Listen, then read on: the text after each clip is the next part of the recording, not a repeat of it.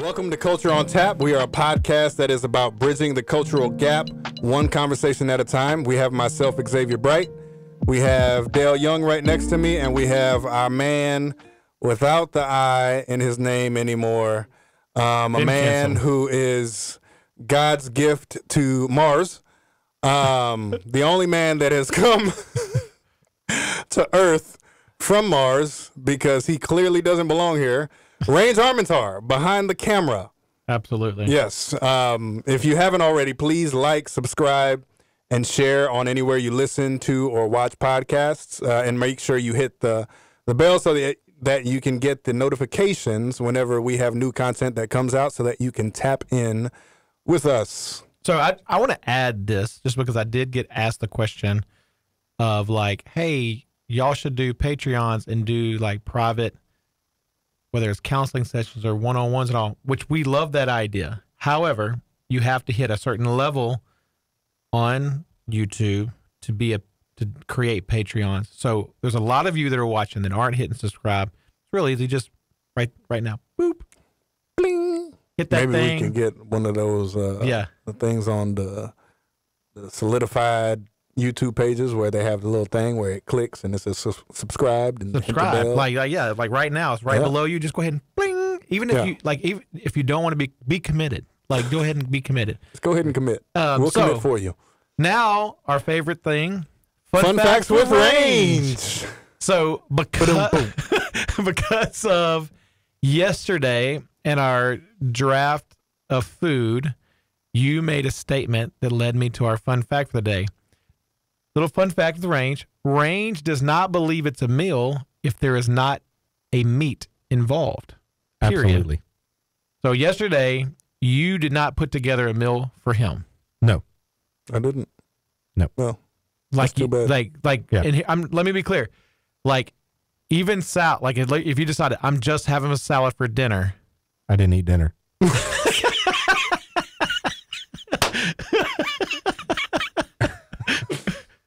So let me ask this question. If True there's story. chicken in your salad, is it now dinner or no? Because it's still in the salad. Yeah. I mean, yeah. I mean, that's kind of a gray area. I guess it depends on like how much chicken is in the salad. But I mean, like, I don't mind a good like grilled chicken salad. Like, that's not a bad thing. Then you just get a steak afterwards? So what? Yeah. So it has to have meat. That's a meal. To be a meal, there's got to be a meat. So you've never gotten full off of anything that didn't have meat in it?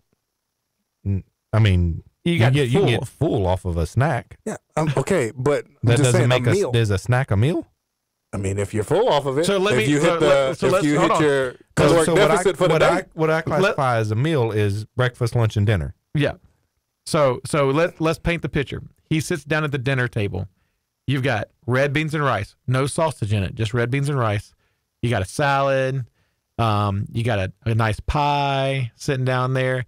Maybe you even have some type of vegetable like an asparagus or something like that. What are you going to say when you sit down? where's the meat?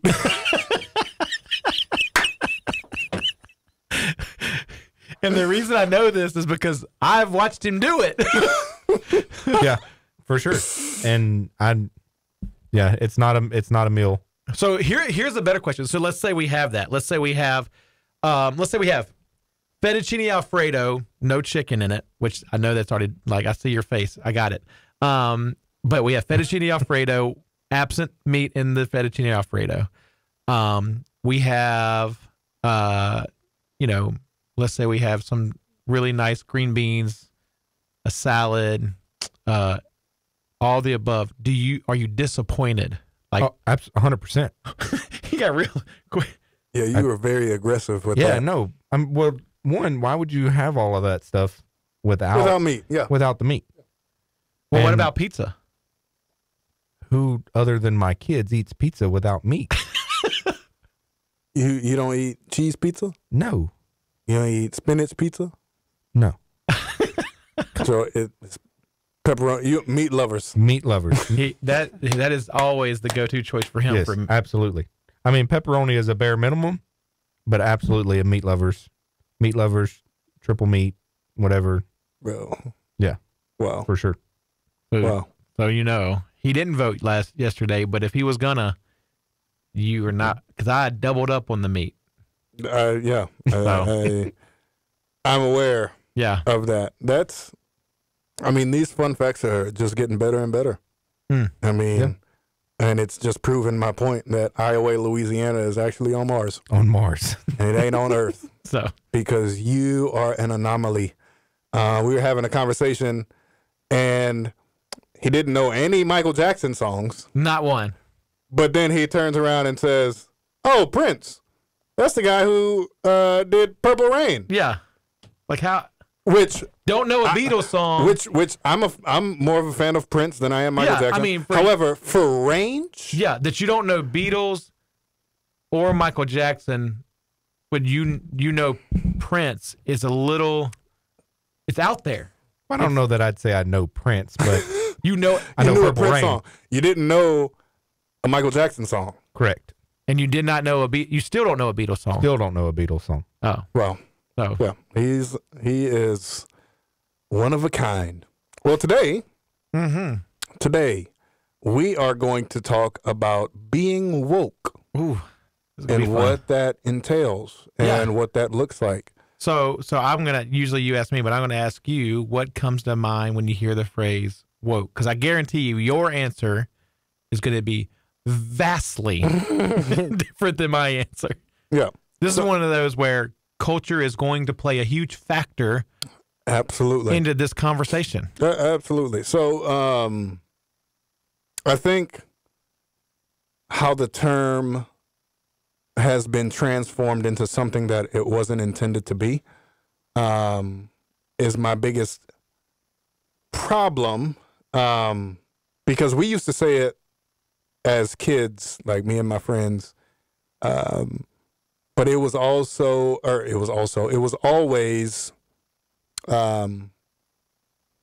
like due to like comedic relief, Right. in the sense of like we would say something like, "That meat ain't really meat at McDonald's. Stay woke," and we would laugh about it. So Like, it wasn't serious. It was never like serious. At least in my little circle, Well, and we're gonna of get into urban kids. first heard. Yeah. like it was never. It was never what it's become. But that's what happens when cultural powers they're Yeah. able to do that because they appropriate a word like woke, transform it into something that it's not, and then weaponize it. Right. And whenever it was just playful banter, Right. So yeah, that's what I think about. What I think about when I think about woke is the original intent behind it, Right. at least in my little area of influence. What about you? So the phrase, like when I first hear it, for me, honestly, confused, just completely confused. And we'll be talking about what we first heard it. This is kind of the next part of this. But for me, I feel like when I'm grasping what it is, I'm then told it's not that. And I'm like, so it's not that. I was just told that this is what it is. And now, Like give an example of that. What do you mean? well, we can like, jump what right did you- into first heard. So, Okay. for me, I had actually never heard the word or even like heard it used for whatever reason, In this manner, like in like when it wasn't what it is now. right. I think Michelle was still working at the high school. I was working with teenagers. I don't think we had Ryan yet, but we were definitely, like, it's been less than 10 years ago, probably. And I don't know what I said or did. Oh, I do remember. So, we were at a youth event and we had 2 trays in our youth group. And one was white, one was black. And another one of our youth said, "Where's Trey?" And I said, "Which one?" I said, "Because we got 2." And he goes, "Tall Trey." And I said, because one is taller than the other. And I said, "What would you call the other one?" He said, "White Trey." I said, so I'm clear. We have white Trey and tall Trey. Yeah. I was like, did we not know he's black? And so they, at that point, Trey and a couple of other our students that were black walked up and said, it's not a bad thing that he's black. And they said, that's because you're woke. I had no idea what that meant. I was like, of course I'm awake. yeah, I'm right here. Like, I know, like, yes. I'm coherent. I am fully aware of what's going on. I am not tired. And then they were like, no, it's a good thing. So so I'm like, okay, I'm aware of, clear racial issues. Yep. As me and you become friends, and I get way more educated, way more, whether it's through you, movies, books, empathy towards minorities. I'm like, I am completely woke on this now. Right. And so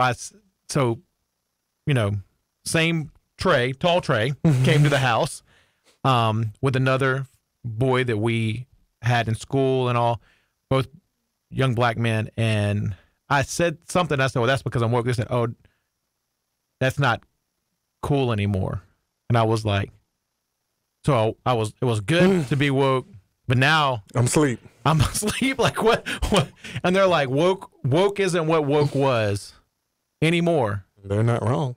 And I'm like, so it's bad to be woke. They're like, Gotcha. Depends on who you ask. Yeah. Yeah. So I'm completely confused. Yeah. Like, I mean, I get how people use it now, and it's definitely out of the context of the first time I heard it, but I wasn't, so how old were you when you first? Like 10, so 11. So even at that, I was still 20s, early 20s. Clearly, I promise you I had never heard the word till I was 30. Mm-hmm. Which is not. I guess, you heard the word, but not you heard woke. Yeah, but like, not. Yeah. I'm awake. Or, well, yeah. I'm like, woke? What is that? No. I mean, like, I never heard it in that context. And I'm sure the argument can be made because at that point, being a white man with a white wife and like not doing a lot of proximity to a lot of minorities at that point in my life. Yeah. Why would I have heard it? Right. So. Yeah. So you 10. I mean, yeah, I was really young, and it was just always a joke, and getting into the original thought of what it was. Like, my original thought was, oh, this is just fun, like things that people aren't aware of, like Taco Bell meat ain't real meat. Right. Stay woke. Yeah. Like Scar ate Mufasa. Yeah. That's his head, and stay woke. Yeah.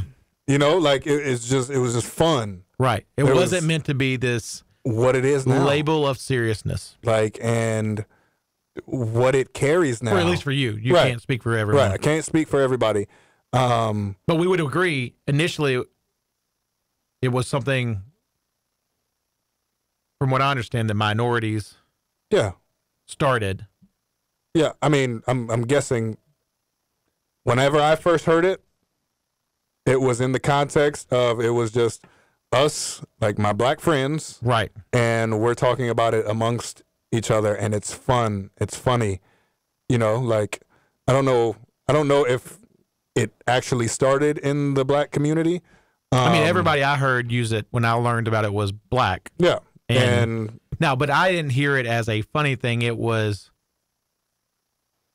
addressing issues that needed to be addressed. Right.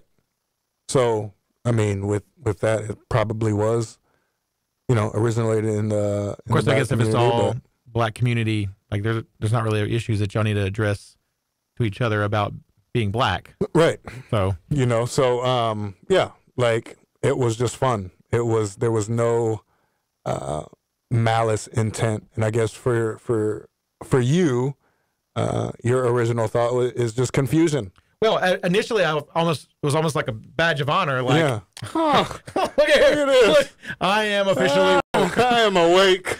I am. No Benadryl in my cabinet. Well, and the funny part is, like, after that, like a couple months later, I'm watching either a TV show or a movie where they say it, and I'm like, I'm that. That's me. This is me. Got it. Yeah. And then, like, shortly after my badge, it's like, oh, you might want to take that off. Yeah, take it off. I just got it. Like, it's kind of like you bought that shirt at the back end of it being fashionable. Like, you want to wear it again. Like, no, it's no longer and now cool. it's clearance. Yeah. It's like a clearance rack. No one wears that anymore. No. But like, I just could afford it. So like, I don't want to take it off yet. Yeah. Yeah. So, do you think, I mean, obviously we kind of answered the question, but do you think it's a good thing or a bad thing? I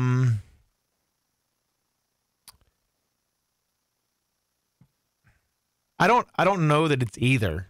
I think that we allow people to take things hostage and turn them into something that it was never meant to be. Yeah. Like you said, whether it was initially meant to be like understanding minority culture or if it was just meant to be fun banter, either way, it was taken hostage to now it's something completely different. Right. And I guess that would be my question. What do you think of it now? Like compared to I think in relation to how it's used and under the banner that it's used nowadays, for a political agenda, it's a bad thing. Yeah. Like there's a negative connotation attached to it. And for organizations like, so explain so people, yeah, so organizations, because there might be people like, going like, I still don't even know what it means. Right. So organizations like a Black Lives Matter is considered woke, and the agenda that they are pushing in social justice being at the forefront, and it's just it's not necessarily about building bridges. It's about silencing one side. Right. You know what I'm saying? So in that mind frame, I do not agree with it. Right. Like if it's under that banner. But there are people who are called woke who are for social justice. Right. But not in a way that undermines the gospel. Right.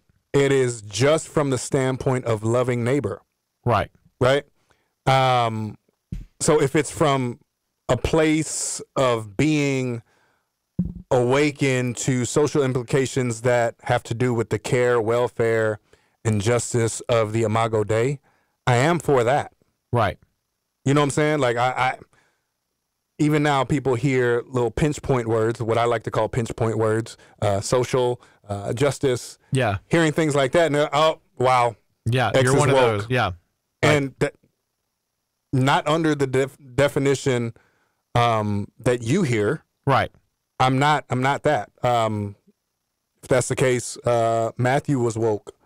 Isaiah was woke. Paul was woke. Peter was woke. Yeah. You know, these are people who talked about social justice issues and loving neighbor well. Right. But the reality is that a lot of times wokeness is just seen as a political agenda, and rather than humanizing people, right.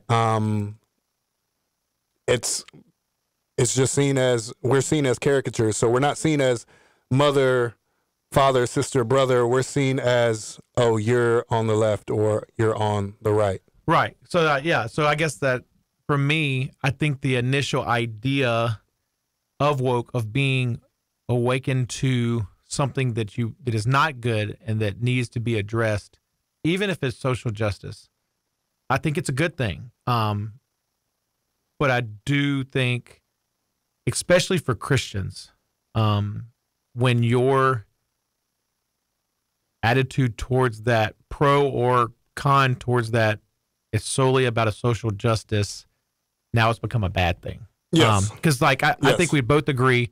I am pro social justice. Yes. Like I am pro allowing people's voices to be heard. I am pro corruption being, the light being shined on that. Yeah. However, it does not trump my desire for the gospel. And social justice is not going to bring people closer to the gospel. No. They are two totally different things. Absolutely. I will fight for people that are being marginalized and oppressed. Yeah. But that is not because of social justice. That is for the gospel. Right. Because God has called us to fight for those people. Yeah. According to Scripture, anything that is exalting itself over the knowledge of Jesus Christ needs to be torn down. Right. And that is what woke has become. Right. In some circles. My issue is that everything that has to do with social justice isn't somebody being woke under that banner. Correct.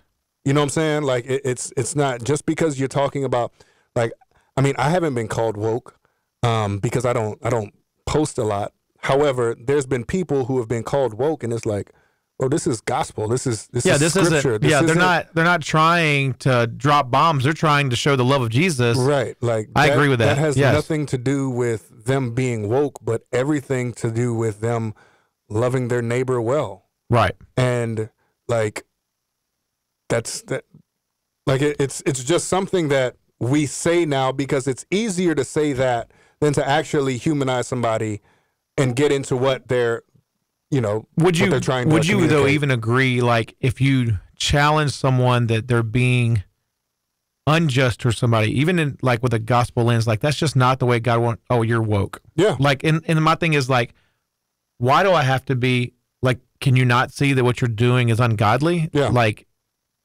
call me what you want, because here's the best way to put it. So, the first time I watched. We've plugged this movie a couple times. Just Mercy. Yes. So we're clear. I don't know for you. The entire movie takes place while I'm alive. Yeah. And I'm not even talking like a baby alive, like old enough that I knew, like I didn't know this was going on, but could have known that this was going on. Right. Like it just wasn't in my sphere of influence to know this. Because nobody wanted to know. Right. Right. They didn't want anybody to know what was going on. Right.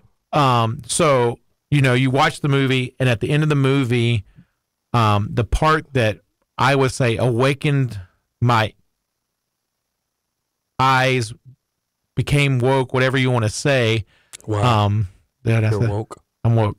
Was 1 in 9 people that are put on death row are actually innocent. Like, this is a proven fact. This is not up for debate. Right. This is a factual evidence. And we could debate. There's some others that possibly are that they just can't prove it all the way. Right. But there are 1 in 9 people since 1981, wasn't it? Something like that. Something like that. That have been proven innocent on death row. So initially, my first thought is gospel. Like, these people are like, how do they find the love of Jesus in this? How can we do better? Yeah. But even on a social justice side of things, I'm going, this is hard to stomach. Like, not just to be in jail and be innocent, but to be like, what are we not doing well? Yeah. And so, and I guess for me, it's like, yes, this was something that I guess I've been awakened to this problem. Not that there's anything I can do to change it. Yeah. Outside of educating people, watching the movie, praying that it changes. Yeah. Praying that people of influence come into these positions that matter. Yeah. But I don't see how this is a bad thing.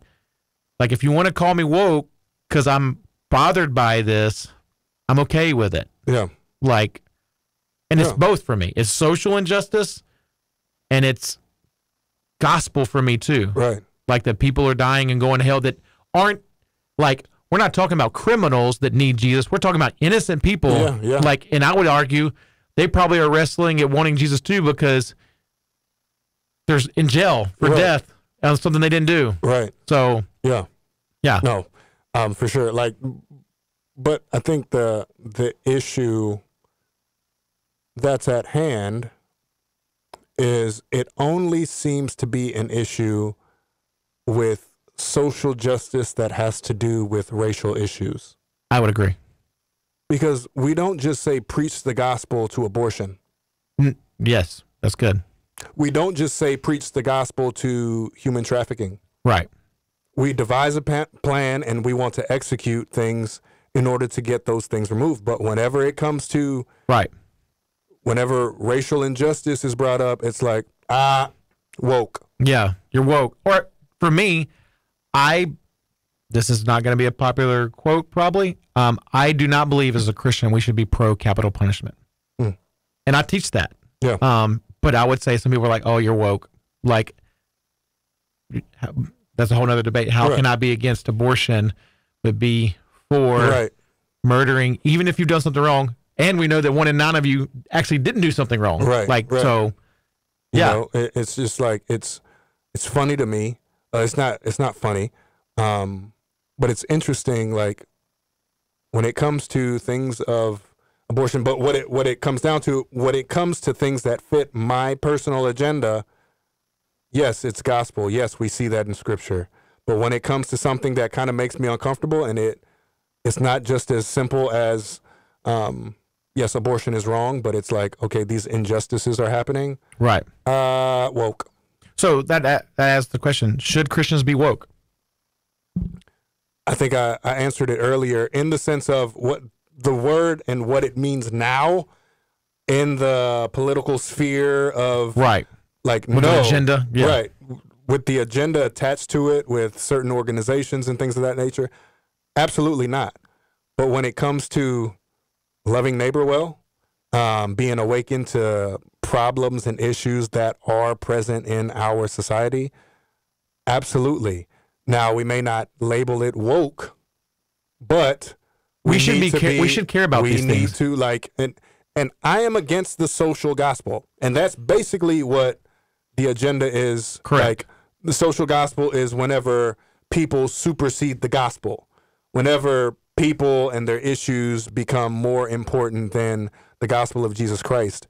But if by social gospel we mean how we relate to each other, by stepping into injustices that we see because we see the Imago Dei being mistreated, right? That's not social gospel. Right. That is gospel. Right. Absolutely. Would you agree, though? Okay, no, we don't think with the way the word is being used now that Christians should fall under this banner. But I would also argue it's not healthy for Christians to be throwing out the word in a negative light either. Absolutely. Like it hurts my heart. Even if I agree with the decisions being made is being made. First of all, if you expect our government to make godly decisions, you are not smart. There's nothing. So I'm just going to throw this out there.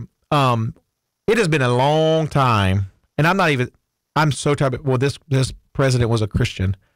When is the last time a president looked like Jesus? Yeah. Like walked in sanctification.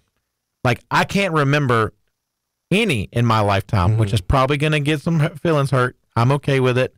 So if that's the case, then why would we think that there's not an agenda to silence people? And so when you throw this word out that way, not only are you combating people that we don't agree with, but you're also combating people that are getting put under this label that we do agree with, that are fighting a good fight for the gospel. Yeah. And you're also creating a division that people don't like. If you were someone that's in a church and you're saying negative things about the idea of woke, and I wake up one morning and I'm like, oh, I want to go to church, I'm not coming to your church. Yeah. Because you've already told me I'm not welcome there. Right.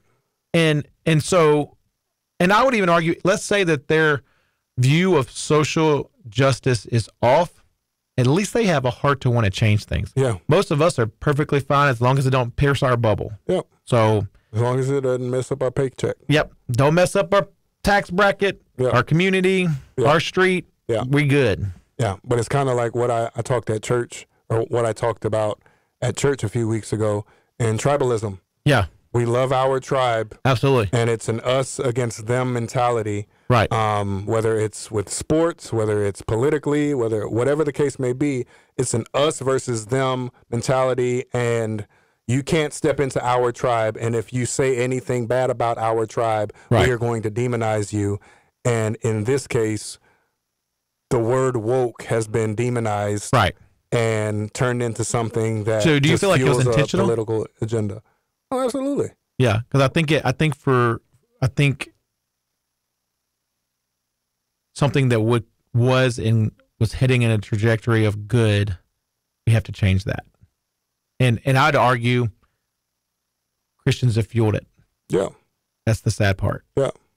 Like you got people writing about it, writing blog posts and books about what it means to be woke now based on the agenda and why it's not good to be woke. And in some cases it's like, yes, because the way that it's presented, the way that it's been put on people now is that it supersedes the gospel. And I would say that in the matter of how it's presented now, yes, but not everything is woke whenever we're talking about social injustices, whenever we're talking about loving our neighbor well. And that's just facts. That is gospel. That's not social gospel. That is gospel. Gospel. Absolutely. That's it. So, closing remarks, biblical approach to this. What you got? I mean, we've kind of got. You kind of. No, the only thing I would add from growing up, different culture, different. My advice, number one, would be, stop speaking on social injustice of things you don't know about. If you have not broke bread, had a true friendship with someone that grew up different than you, different climate than you, different culture than you, don't speak of something you know nothing of. I think too often Christians do that of different people, and that goes across the board. Yeah. Like, I'm not just saying, okay, if someone grew up in the projects, don't speak of this because you don't know. I do agree with that, but I'd also say, don't speak of the suburbs like you automatically know what goes on there, because there's a whole lot that social media tells us that's not accurate. Right. Now we all say none of it's accurate. That's not true either. Like, break bread with people, look them in their eyes, know their story. But I would say, if your goal is to live the gospel, then you're going to have to fight social injustice, because Jesus did. Absolutely. I think it's very clear that he constantly was sending his disciples out to understand the climate around them before they ever did anything else. Yeah. And I think that's very important for us to understand as well. Yeah, for sure. I would agree. And I would tell y'all, stop eating McDonald's. That meat ain't real meat. And that Taco Bell, y'all, you even just look at that meat and you know, even though I ain't gonna lie, I love it. I love it. You need to stay woke in that regard. But yeah, this has been Culture on Tap. Thank you for tapping in with us. We love you guys. We will see you next time. As Range would say, a meal without meat is not a meal. Stay woke. Love you guys. See you next week. Culture on Tap is sponsored by Houston Radio Platinum, playing the best classic hits. You can download the Houston Radio Platinum app. It's in your app store, or just ask Alexa to play Houston Radio Platinum.